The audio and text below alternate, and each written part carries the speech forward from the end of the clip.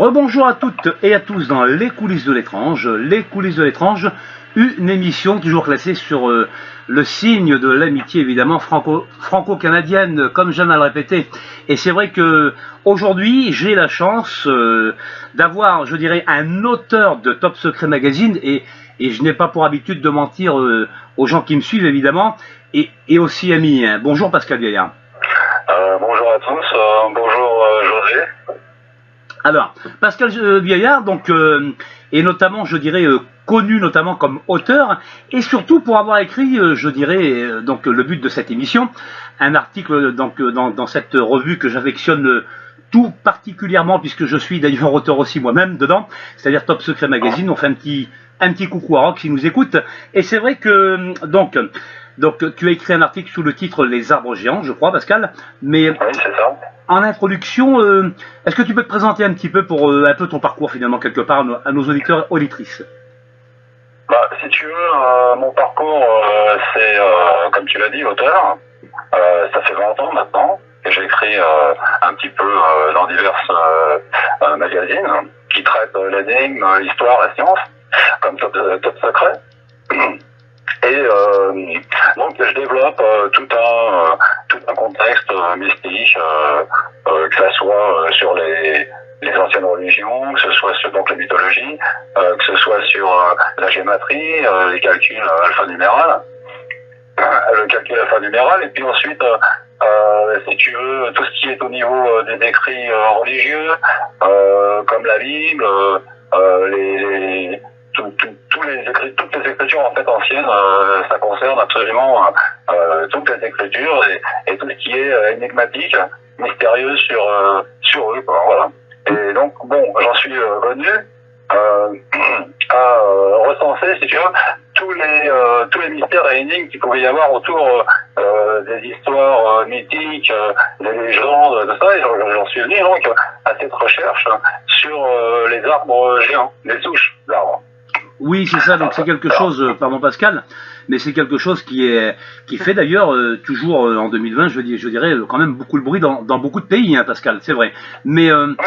donc, parce que je te connais un petit peu, comme on vient de le dire, et je sais que tu es quelqu'un quand même d'assez modeste, hein, et c'est vrai que il a fallu que j'assiste un peu pour faire cette émission, puisque d'ailleurs il y a très peu de gens qui ne savent pas que tu es, on pourrait dire, le co-découvreur quand même de cette théorie. Mais bon, avant d'aller plus loin justement là-dessus, Pascal, donc là tu viens de survoler, je dirais, brièvement un peu ton parcours professionnel, tes passions et ce qui t'a fait naître en tant qu'auteur, évidemment.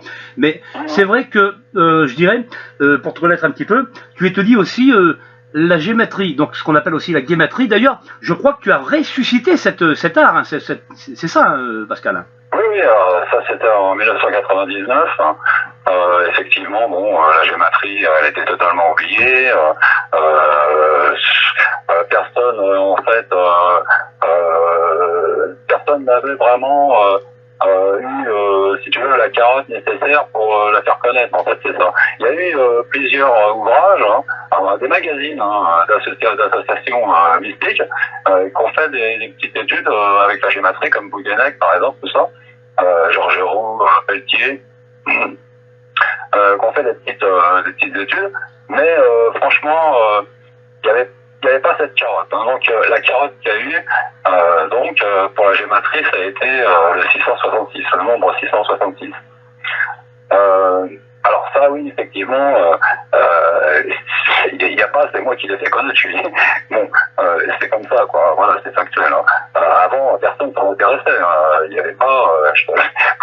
ça, de toute façon, si tu veux, ça a été un peu oublié parce que moi, je ne me suis pas mis trop en avant non plus, puis j'ai voulu aller dans le mystique, hein, tu vois, dans la vraie religion, parce qu'en fait, le 666, c'est religieux, hein, c'est pas autre que ça. Hein. Faut pas confondre le 666 avec le 666. Si tu veux, le 666, c'est ça en fait qui a diabolisé le 666, parce que le 666, je parle, hein, comme tu connais. Oui, bien sûr, évidemment, et en plus tu parles, tu abondes, je dirais, en théologie et puis écriture divine quelque part, c'est vrai. Donc les chiffres sacrés finalement quelque part et donc tu as raison quand même de le souligner puisqu'il y a quand même il y a beaucoup de gens justement qui savent pas faire la différence et grâce à toi, je dirais quelque part, tu as remis quand même ça un peu au goût du jour parce que ça avait quand même été oublié pendant longtemps quand même, Pascal, ça.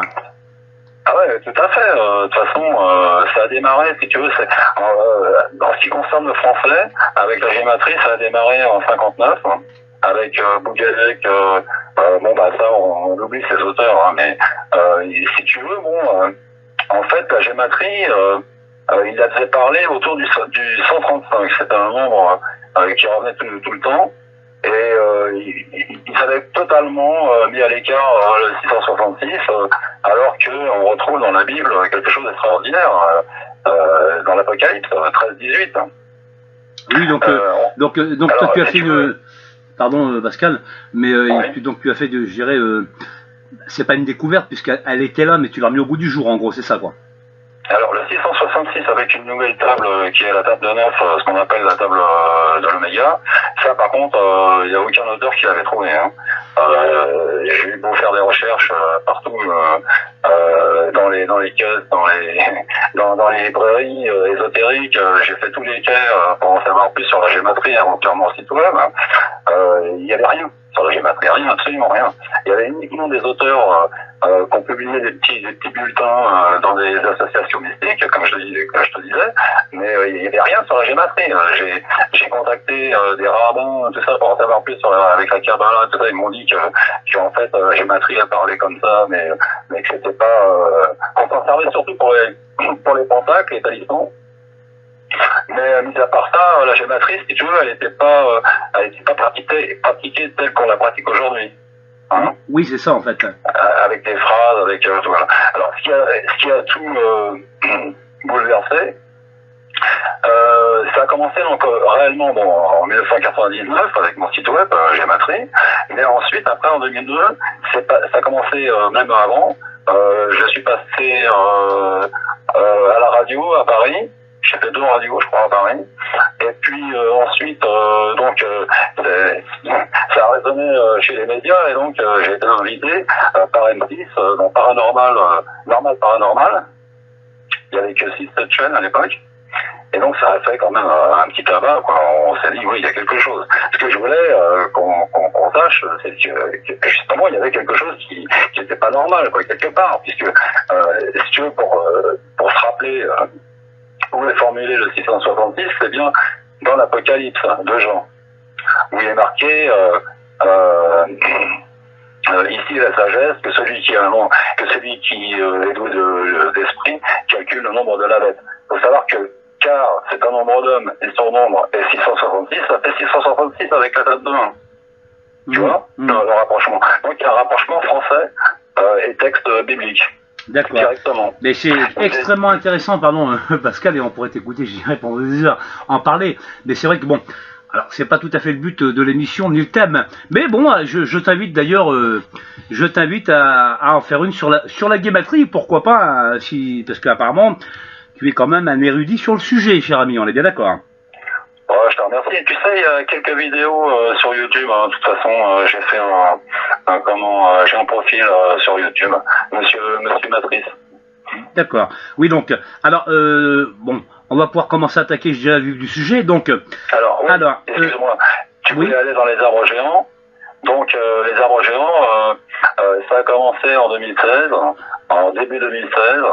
Il y avait une petite discussion qui se faisait autour de cet arbre de l'île Tower, la tour du diable. Et alors je crois, j'ai fait des recherches là-dessus pour savoir d'où venait réellement la source de cette ressemblance avec une souche d'arbre géante et de ce mont, un mont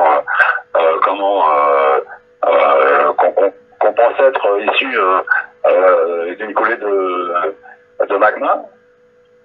Alors en fin de compte, bon, cette idée, je crois bien qu'elle proviendrait de Spielberg. D'accord. Ça viendrait des metteurs en scène. C'est pour ça, en fait, quelque part, j'ai fait un petit hommage dans mon article pour Spielberg, avec cette tour du diable, et puis son film. retour, c'était quoi déjà, rencontre du troisième type. Et donc, effectivement, ils se sont demandé, enfin, qu'est-ce qu'était ce monolithe, d'où venait-il, hein? Pourquoi il ressemblait comme ça à une souche d'arbre? Alors, tout ça c'est en anglais, c'est dans les forums, c'est très très très local, hein. Vraiment franchement local sur un blog, et ça a commencé comme ça. Et donc on s'est situé, et donc on donnait certaines réponses, et particulièrement celle qu'on connaît aujourd'hui, pardon, c'est que il serait probable que sa ressemblance serait en fait réellement un arbre, hein, qu'on aurait coupé et bon, qui serait resté comme ça, un monticule de roche étrange. Hein. Oui, donc tu parles de quelque chose de fossilisé, pardon Pascal, d'ouvrir un peu l'émission avec moi. Oui, pétrifié. Ouais, oui, voilà, alors, pétrifié oui. Pour être exact. Oui, mais, pardon Pascal, mais bon, je pose quand même des questions à un moment donné. Et c'est vrai que là, d'ailleurs des questions qui somme toute, chaque concitoyen, je dirais, peut se poser à ce moment-là, puisque, je dirais, donc tu as écrit cet article dans Top Secret Magazine, d'ailleurs, nous avons écrit ensemble, puisque moi j'avais écrit aussi pour la créature de Brocéliande dans le numéro 89, je crois, de souvenir, arrête-moi Pascal si je me trompe. Oui, c'est ça. C'est ça. Et donc là déjà tu avais commencé à faire grand bruit, parce que quand même c'est vrai que c'est quelque chose de, notamment comme tu le soulignes ici en Europe, qui n'avait été pas du tout, je dirais, pas du tout abordé. Hein. Bon, donc au tout début c'est resté une théorie apparemment, et puis au fil des années, eh bien c'est une théorie qui est devenue beaucoup moins de théorie, puisque en vérité, je dirais, tu parles de la Wild Tower. Et pour s'arrêter aussi sur j'allais dire cette montagne, non, parce que on est en train de dire que c'est un arbre, mais enfin une souche d'arbre fossilisé. Et c'est vrai que moi j'avais regardé plus ou moins à droite à gauche sur internet, et j'avais trouvé, figure-toi, je sais pas si tu es au courant, j'avais trouvé, je crois que c'est un an après la diffusion de ton article, j'avais trouvé justement des experts américains, donc des géologues, qui étaient allés justement sur ce site, et qui avaient confirmé, je dirais, tes travaux dans ce sens-là, Pascal. Oui, tout à fait. Il y a eu des sondes qui ont été... je ne sais plus, effectivement, j'ai entendu parler de ça. Ils ont découvert des rameaux, enfin des souterrains. Mais franchement, j'ai pas été tellement convaincu par tout ça. Mais ils ont dit qu'ils recommenceraient l'expérience. Donc avec de nouveaux outils, voilà. Mais si tu veux, pour en revenir à cette source, qui a eu cette idée en premier, donc je pense que c'est le réalisateur, producteur Spielberg. Hein. Alors c'est vu par cette équipe, hein, mais quelque part dans le coin, hein, dans le Wyoming, eh bien il y a cette légende quand même. Je crois que il y a toujours eu cet esprit comme quoi ça peut être quelque chose d'extraordinaire, parce que ça reste complètement isolé, quoi. C'est un monolithe qui sort de terre comme ça, et on s'est tous sur ces forums, les blogs, on s'est tous demandé qu'est-ce que ça pouvait bien être.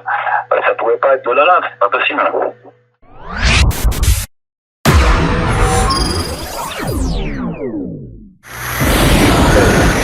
José Bouillon, les coulisses de l'étrange. Rebonjour à toutes et à tous dans les coulisses de l'étrange, toujours avec mon invité et ami Pascal Vieillard, donc co-auteur, je dirais, et co-découvreur aussi, notamment pour l'Europe, hein, le côté européen de l'affaire, la théorie des arbres géants ou des souches fossilisées, pour être exact. Et c'est vrai que juste avant la petite coupure pub, nous étions laissés, je dirais, où tu nous exposais justement, Pascal, un peu les mythes et légendes qui traînaient autour de la Wild Tower, donc dans le Wyoming aux États-Unis, c'est ça, hein, Pascal? Oui. Oui, ça vient de légendes indiennes, enfin le nom, mais disons qu'ils n'avaient pas de nom spécial pour le désigner. C'était plus par rapport à des légendes qui étaient situées sur le site, enfin, c'est ce qu'on dit. Hein. Donc en fait, le terme Devil's Tower, c'est américain. Hein. mais issus de légendes indiennes. Oui, alors justement, j'ai une petite question comme ça entre deux, hein. Pascal, finalement, pourquoi l'appeler la tour du Diable, finalement, quelque part? T'en as une idée ou tu le sais ou pas, ça? Bah oui, comme je te dis, hein, ça vient de légendes diverses. Ça a des rapports, ça a pas mal de rapports avec les enfants, donc c'est un petit peu délicat. Mais si tu veux, ça vient de légendes indiennes. Il n'y avait pas de nom spécial hein, pour qui lui était attribué. Hein, c'était pas, voilà, là, c'est uniquement américain. D'accord, donc ouais. pas forcément quelque chose de négatif dans le texte, quoi, c'est ça? Oui et non, pas parce que bon, les légendes sont pas tellement, c'est un petit peu spécial, hein, franchement. Hein, ah oui. Parce que j'ai lu, oui, je ne dirais pas plus, mais bon, un peu effrayant. Oui, bah écoute, si tu en as une à nous donner, hein, on est preneur, hein, c'est les coulisses de l'étrange, hein, Pascal, il n'y a pas de souci, les gens sont habitués. Dans l'ensemble, si tu veux, bon, j'en connais, je suis pas tellement, je me suis pas penché là-dessus spécialement, mais il y a des légendes avec des ours qui mangent des enfants, il y avait des sacrifices qui avaient été faits. Bon, enfin ça c'est des vieilles légendes indiennes. Hein. Je sais pas s'ils étaient là-dedans dans le sacrifice, hein, réellement les Indiens. Mais voilà. Oui. Ça tourne autour de ça. Oui, donc quelque chose. Bon, j'imagine un culte pour vouer, je dirais, une espèce de montagne, un dieu quoi quelque part. Oui, j'entends bien. Bon, à la limite, hein, ça peut se comprendre. Comment? Il est possible qu'il y ait eu des grottes avant des petites cavernes qui ont été bouchées dans la suite, ou alors qui se sont détériorées par la suite avec l'éboulement terrain. Il est probable qu'il y ait eu des grottes ou des cavernes où il y avait des sacrifices, des choses comme ça. Principalement, comme je te dis, je ne suis pas tellement intéressé de ce côté-là, mais c'est ce que j'en retiens. Bien sûr. Donc il n'y a pas, si tu veux, de nom spécial qui lui était attribué, mais les gens du coin l'ont nommé ainsi par son gigantisme, et puis par les légendes qui tournent autour. Hein. Oui, donc donc j'imagine. On va laisser ça sur le compte des mythes et légendes, pas forcément positives, on a bien compris. Donc moi, ce qui m'intéresse là maintenant, justement pour avancer un peu dans le sujet, donc une fois avoir écrit cet article dans Top Secret, donc j'imagine que ça a commencé à faire un petit bruit, on est bien d'accord. Donc qu'est-ce qui s'est passé par la suite, Pascal? Alors, ce qui s'est passé par la suite, il y a eu divers thèmes là-dessus. Maintenant, moi je l'ai écrit en novembre-décembre 2016. Ça a été édité par Top Secret en février, je crois, c'est ça? Je crois, oui. Je sais plus, ouais. Alors après, ce qui s'est passé, il y a eu évidemment des communautés qui se sont formées. Tout autour, il y a eu tout un speech. Et puis ensuite, il y a eu des vidéos aussi qui sont faites, quelques articles. Il y a eu évidemment sur mon article, il y a eu des traductions qui ont été faites sur toute l'Europe, hein, et au-delà même. Hein. Mais enfin, je me suis jamais tellement mis en avant là-dessus parce que à mon côté, moi, c'est plutôt comme je te dis, mythologie, légendes et tout ça. Bon, une fois que j'ai développé un thème, je passe à un autre. Hein. Oui, j'entends bien, et en même temps, pour dire oui, parce que j'étais le premier aussi à faire découvrir ça aussi modestement, là encore sur la chaîne, puisque justement j'aimerais avoir ton ressenti par rapport à ça. Et donc j'avais invité monsieur Hassan Body, donc que je pense que tu connais aussi. Et donc Hassan, lui, nous avait expliqué justement toute cette théorie, et c'est vrai qu'il avait omis, je pense que c'est pas méchant de sa part, mais il avait omis, je pense, de nous dire finalement que c'était pas lui le découvreur de tout ça, mais bon, lui je pense que c'était plus le découvreur des fruits de ces arbres géants, c'est ça je crois, hein, Pascal? Ouais, alors moi je l'ai contacté spécialement parce que j'étais sur un forum, je crois que ça parlait des boules en Bosnie,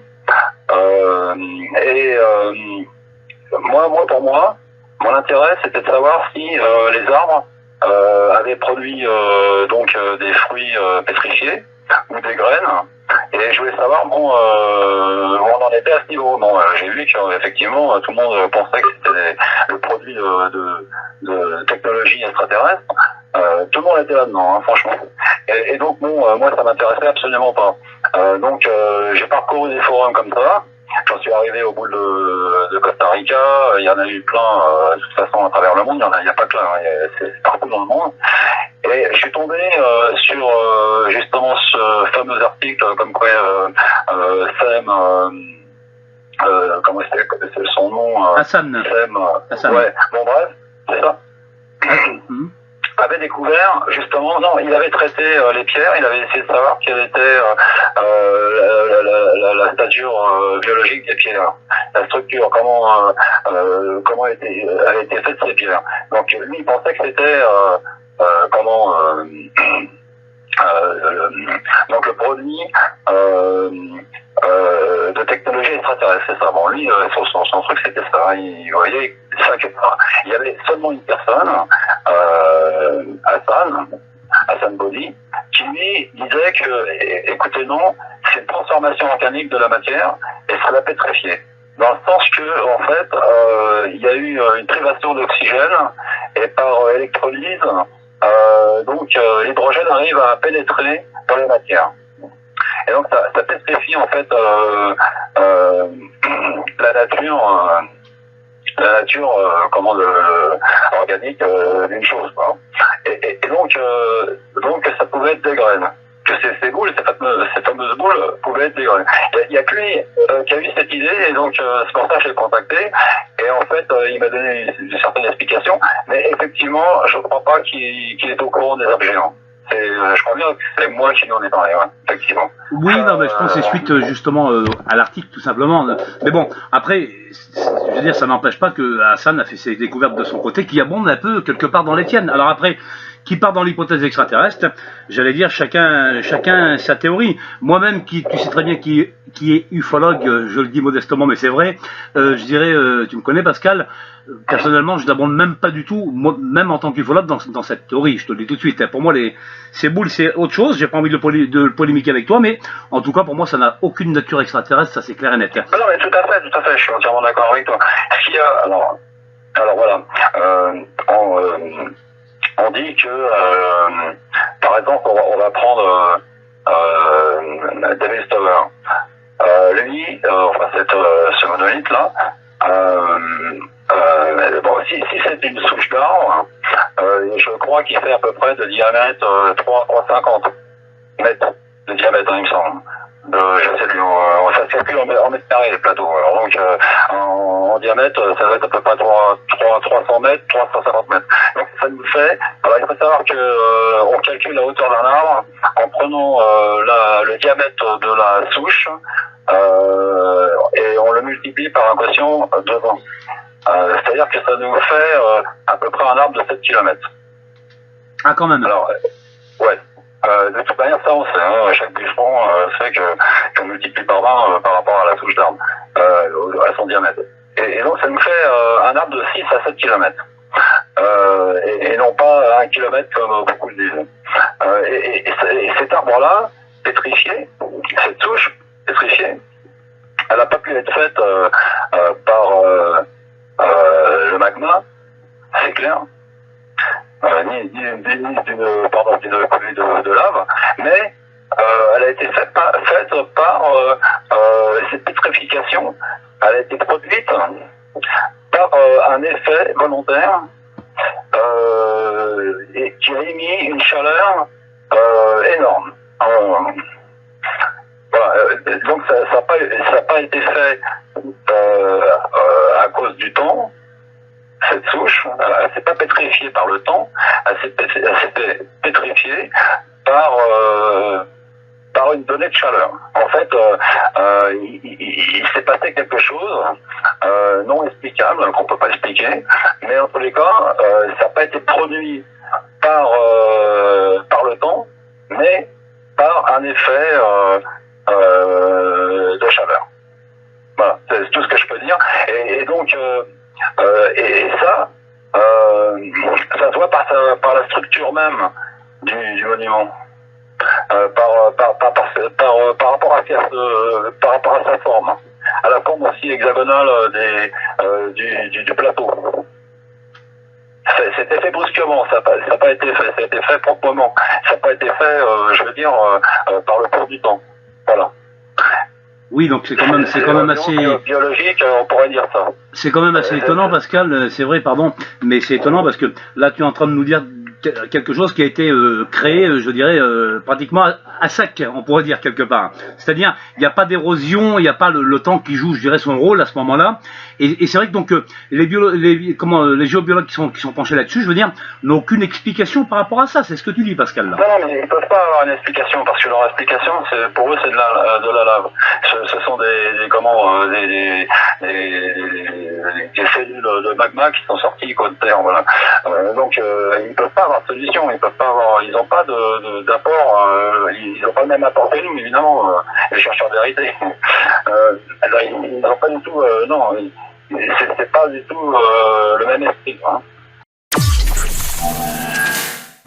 Bonjour à toutes et à tous dans les coulisses de l'étrange, toujours avec mon invité et ami Pascal Vieillard, donc qui nous a exposé dans les 2 premiers modules, je dirais, sa théorie, une co-théorie, on peut dire aussi, je crois, Pascal, sur ces fameux arbres géants qui font couler d'ailleurs beaucoup d'encre. Mais j'aurais une question tout de suite qui me vient à l'esprit, Pascal, c'est-à-dire, j'imagine que quand on découvre ce genre de théorie sur les souches fossilisées d'arbres géants, on ne s'appuie pas que sur la DeWitt Tower. J'imagine qu'il y en a d'autres, Pascal, non?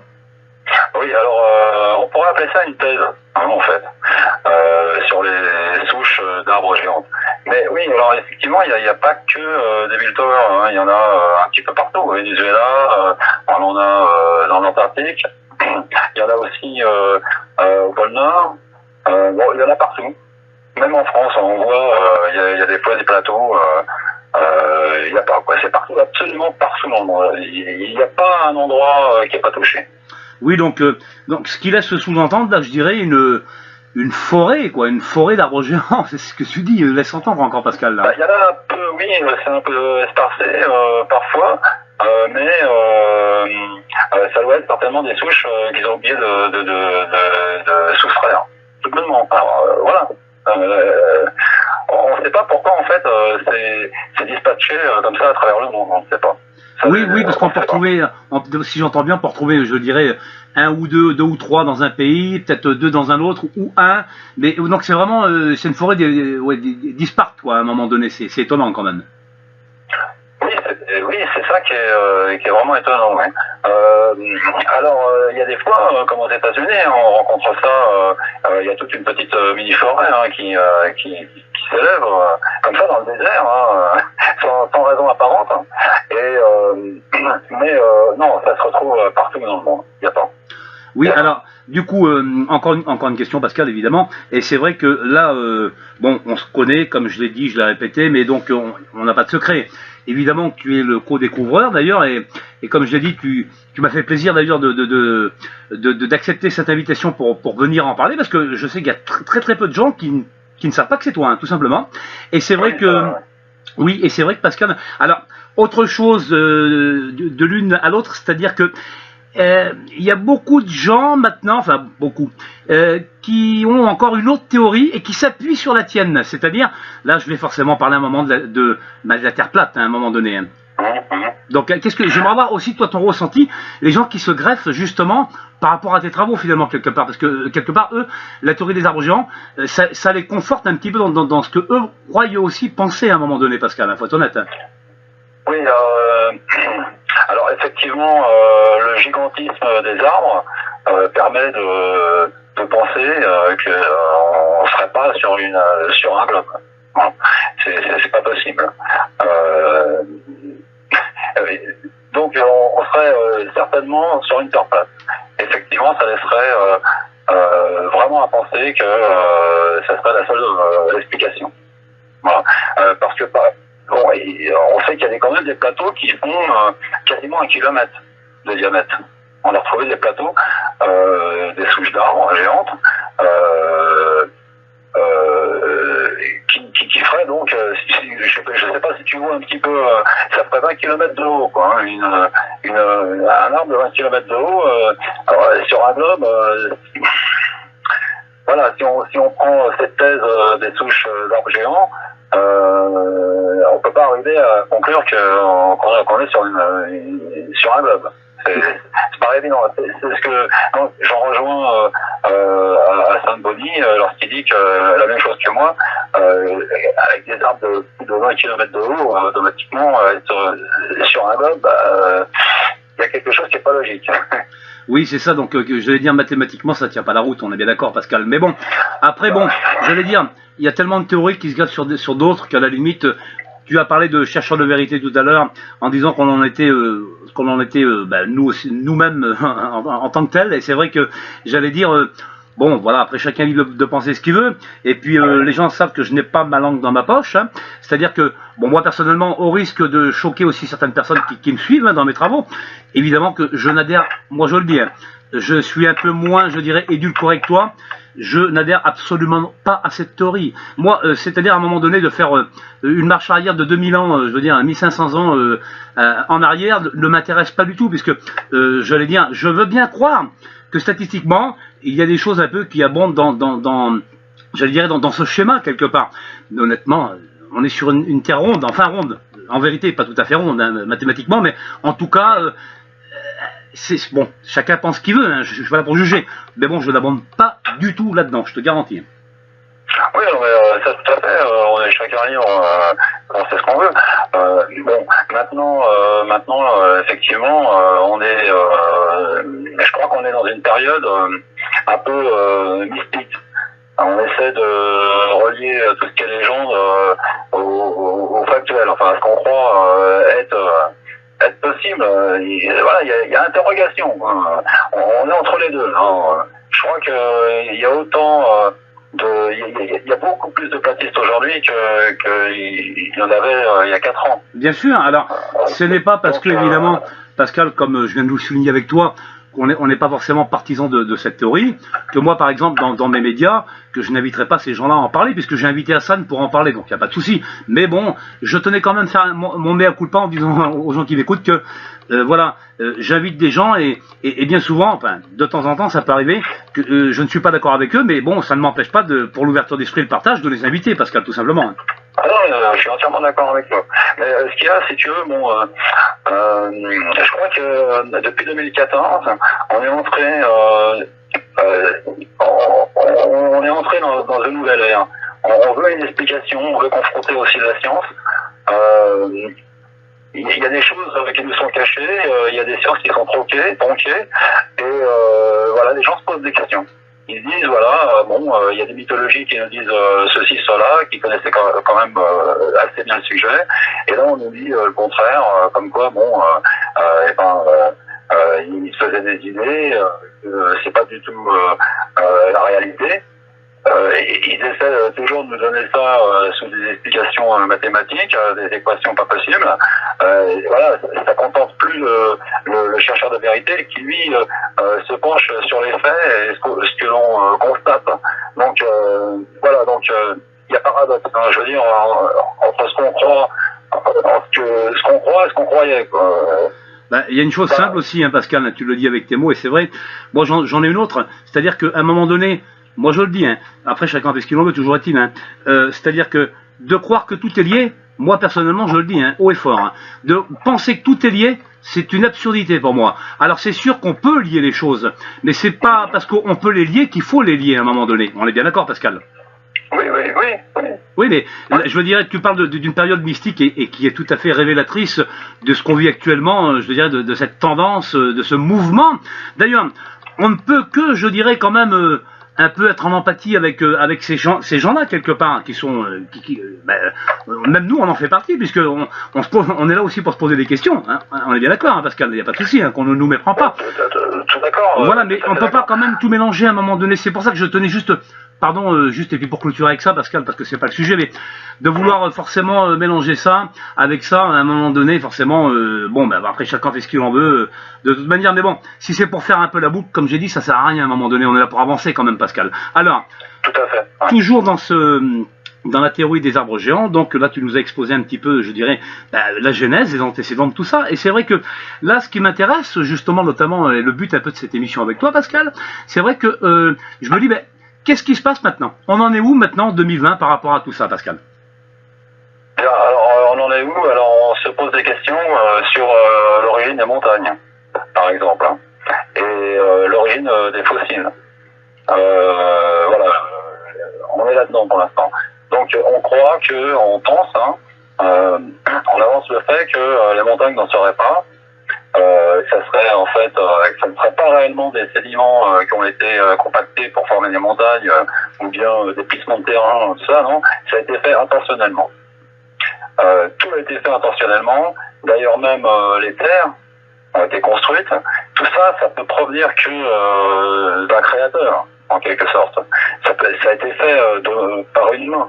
Ça n'a pas été fait par nature. Voilà, voilà, pour l'instant on est là-dedans. On est là-dedans en sachant que les continents subissent des érosions, c'est-à-dire qu'ils ne s'écartent pas, ils fondent. Les continents se fondent. Hein. On sait que dans 100 ans, s'ils ne font pas quelque chose, les Pays-Bas, ils vont plus exister. Voilà, bon. Donc on croit, on pense, on avance l'hypothèse que en fait les terres ont été faites à partir des mers. C'est-à-dire qu'en fin de compte, ils ont pris par rapport au sol des mers, ils les ont envoyés sur les petites terres qu'il y avait, et ça a formé les continents. D'accord. Je veux en venir, c'est en fin de compte tous les fossiles qu'on voit dans les sables, des fois dans les rochers, ont été en fait pétrifiés. Il y a eu quelque chose qui les a pas pétrifiés, pardon, excuse-moi, mais c'est pas dû au fait qu'ils se sont comment dire, enfermés dans la terre. Non, c'est dû à un déplacement de terrain. D'accord, mais quand tu dis on, pardon Pascal. Ils étaient vivants. Pardon Pascal. Lorsque, oui. Oui, mais pardon, excuse-moi parce que tu dis on, mais c'est qui ce on là? T'en as une idée ou pas? Alors, c'est un mouvement. C'est un mouvement qui s'effectue sur le net, dont je suis, et surtout chez les Anglais, hein, les Américains, les Anglo-Saxons. Les Français, en fait, ils s'y intéressent, mais ils restent sur les arts géants, ils restent sur tout ça. Alors que nous, on essaie, les chercheurs de vérité, d'aller plus loin, à se demander, si c'est une terre qui a été créée, qui a été faite par une main extérieure, il y a des explications sur beaucoup de choses, sur tout ce qui est géologique partout sur la Terre, puisque on voit avec les arts géants pourquoi on s'en arrêtera là. Il y a aussi des montagnes, des monts, tout ça. Voilà, on se pose des questions. Quelles sont réellement leur origine? D'où viennent-ils? Bah d'ailleurs, il y a même des rochers qui ressemblent. Pardon, il y a même des rochers qui ressemblent à des champignons aussi. J'ai vu ça aussi. Mais tout à fait, mais on a aussi, oui, il y a des champignons, effectivement, il y a aussi des sortes d'avocats, on voit toutes sortes de fruits, mais géants. Voilà, et faut remarquer aussi que il y a aussi, comme tu disais, les branchages pétrifiés, tout ça. On voit bien que ça a été fait, les branchages. Tu vois qu'on retrouve aux États-Unis, par exemple. Et on voit bien que ça a été fait par une accumulation de chaleur. Ça n'a pas été fait par le temps. Ça aucun, c'est pas logique. Oui. Vois-tu? C'est pas logique par rapport à la forme justement de couleur que donnent ces branchages pétrifiés. Il y a quelque chose qui n'est pas logique. C'est ce que nous disent les scientifiques qui se sont penchés là-dessus. C'est pas valable. C'est pas valable. Rien n'est valable. Oui, donc je dirais quelque part, c'est quelque part cette théorie des arbres géants, donc de ces souches fossilisées finalement, enfin fossilisées, pétrifiées même on pourrait dire pour le coup. Pétrifiées, oui. Eh bien, abonde vers quelque chose, ça abonde un petit peu vers, tout à fait dans tes travaux aussi, là encore en théologie apparemment, Pascal. Enfin, la théologie c'est quelque chose d'autre, mais si tu veux, on rentre dans la théologie par le fait qu'on pense que la Terre elle est sujet à une construction. Oui, parce qu'enfin tu laisses sous-entendre un créateur, tu l'as dit toi-même, c'est pour ça. Hein. C'est ça, ou des. Voilà. Non, ça a été fait, si tu veux, ça a été fabriqué. Par exemple, les montagnes, à cause des courants, de certains courants de vent, elles sont là pour quelque chose. Elles ont elle s'attribue à quelque chose. Voilà, il y a quelque chose derrière. Bon, je ne peux pas en dire plus parce que on veut pas que j'en dise plus. Mais si tu veux, il y a une logique quelque part dans toute cette structure. Tu vois, il y a quelque chose à sortir. Écoute, c'est pas ce qu'on nous dit. Voilà. Eh bien, Pascal. Nous arrivons d'ailleurs au terme de cette émission, et c'est vrai que je dirais ça a donné quand même, ça a remis quand même un petit peu les pendules à l'heure sur certaines choses, notamment pour déjà pour les gens, ça va leur donner matière à, je dirais, à réflexion, et tout à fait. Et en même temps, j'ai insisté pour la faire parce que on est amis, et c'est vrai que bon, tu es quand même quelqu'un de modeste, et j'avais quand même envie de remettre les points sur les i, parce que quand même Pascal Vieillard, c'est quand même un des deux, donc des co-découvreurs, et puis notamment de cette pensée des arbres géants, tout simplement, mais qui d'ailleurs, tout le monde l'aura compris, qui n'abonde pas forcément comme moi dans la théorie platiste, on est bien d'accord. Donc Pascal, pour tout ça, je te remercie d'avoir fait cette émission, assez courte d'ailleurs, et je t'invite d'ailleurs à vouloir en faire d'autres si tu veux, parce que tu nous as un petit peu en tout début d'émission parlé de ta géométrie, et personnellement, moi, dans mon ufologie, que j'ai nommé modestement la dark ufologie, me parle beaucoup, comme tu le sais, parce qu'on a eu l'occasion d'en discuter toi et moi. On est d'accord, Pascal? Ouais, pas de souci là-dessus. Je suis d'accord, José. Ok, on se fait ça. Et donc, alors, pour les gens qui seraient intéressés justement de suivre un petit peu tout ça, tes travaux, donc tu nous expliquais, je pense que tu as une chaîne YouTube où on peut te retrouver tout simplement sur les réseaux sociaux, Pascal Vieillard, quoi. Ah oui, on peut me trouver à Pascal Vieillard 2, particulièrement, qui est consultable par tout public, je crois. Et sinon, il y a une chaîne YouTube pour la gématrie. Il y a quelques sites internet, mais bon, comment, je les ai un petit peu oubliés. Hein, mais il y aura dans le futur, là, proche, un nouveau site où sera expliqué toutes ces choses concernant aussi les arbres géants, la gématrie, la cabale, les lettres de l'alphabet qui ont un côté mystique, très très mystique. Enfin tout ça, ça sera sur un nouveau site qui devra se faire en fin d'année. D'accord. Donc écoute Pascal, j'ai envie de te dire à très bientôt, et à bientôt Pascal. Au revoir. Ok, pas de souci. Au revoir José.